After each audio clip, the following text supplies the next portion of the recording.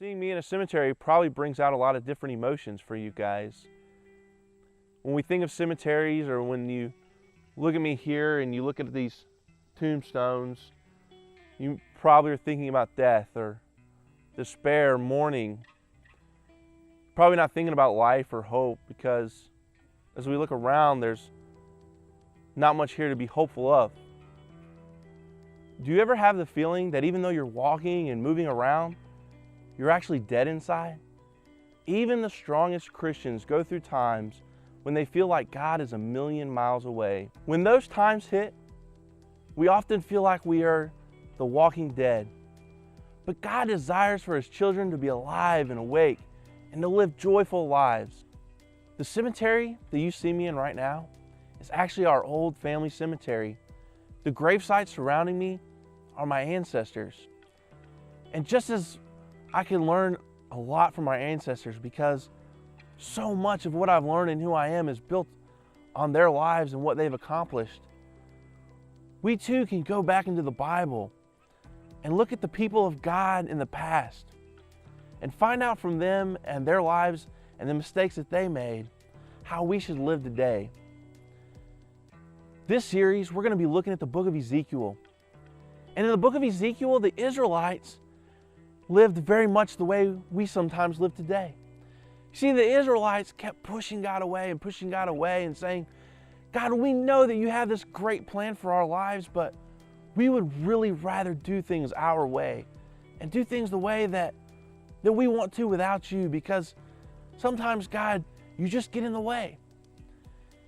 And so in the book of Ezekiel, God had allowed the Israelites to be taken into exile.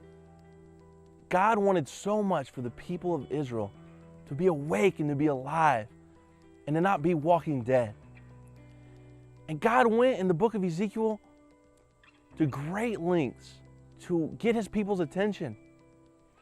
In fact, God raised up a young man who the book is named for, Ezekiel. Ezekiel was 30 years old, the same age that he would have been called into the priesthood. God appeared to Ezekiel in a vision.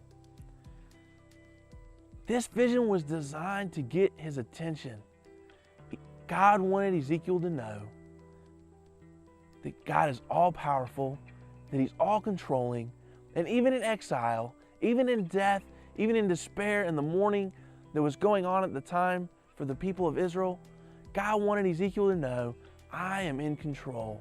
I still sit on my throne, and there's nothing that I can't handle.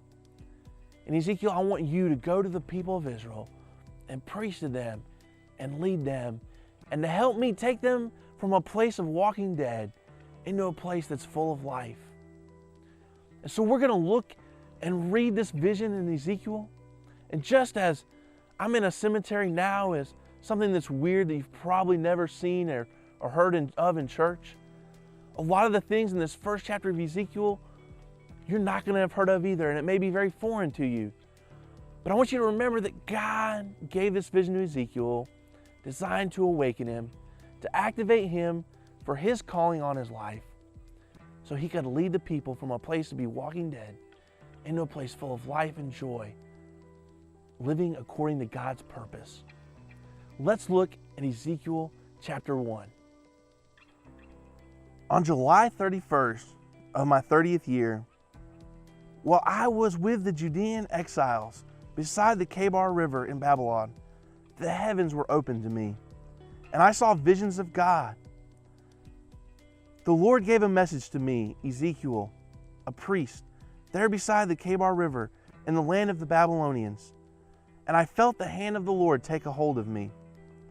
As I looked, I saw a great storm coming toward me from the north, driving before it a huge cloud that flashed with lightning and shone with brilliant light. The fire inside the cloud glowed like gleaming amber. From the center of the cloud came 4 living beings that looked human, except that each had 4 faces and 2 pairs of wings. Their legs were straight like human legs, but their feet were split like calves' feet and shone like burnished bronze. Beneath each of their wings, I could see human hands. The wings of each living being touched the wings of the two beside it. The living things were able to fly in any direction without turning around. Each had a human face in the front, the face of a lion on the right side, and the face of an ox on the left, and the face of an eagle at the back. Each had 2 pairs of outstretched wings. One pair stretched out to touch the wings of the living beings on either side of it, and the other pair covered its body. The living beings looked like bright coals of fire or brilliant torches, and it looked as though lightning was flashing back and forth among them. And the living beings darted to and fro like flashes of lightning. As I looked at these beings, I saw 4 wheels on the ground beneath them, one wheel belonging to each. The wheels sparkled as if made of chrysolite. All 4 wheels looked the same. Each wheel had a second wheel turning crosswise within it. The rims of the 4 wheels were awesomely tall, and they were covered with eyes all around the edges. Then the 4 living beings moved, the wheels moved with them. When they flew upward, the wheels went up too. The spirit of the 4 living beings was in the wheels. So wherever the spirit went, the wheels and living beings went too. When the living beings moved, the wheels moved. When the living beings stopped, the wheels stopped.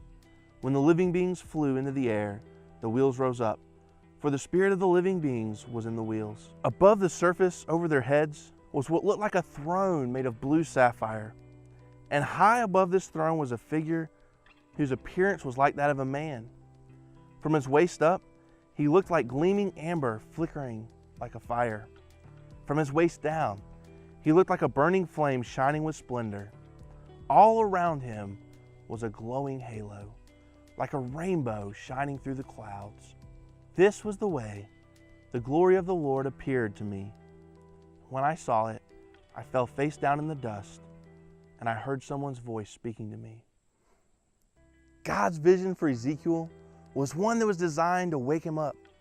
I don't know about you, but when I read that first chapter of Ezekiel, it sounded like something out of a science fiction novel or a crazy new TV show, talking about wings and fire and creatures with multiple heads.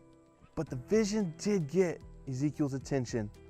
When Ezekiel saw this vision of God, in all his glory, God seated on the throne, Ezekiel got a glimpse of probably a God he'd never seen before.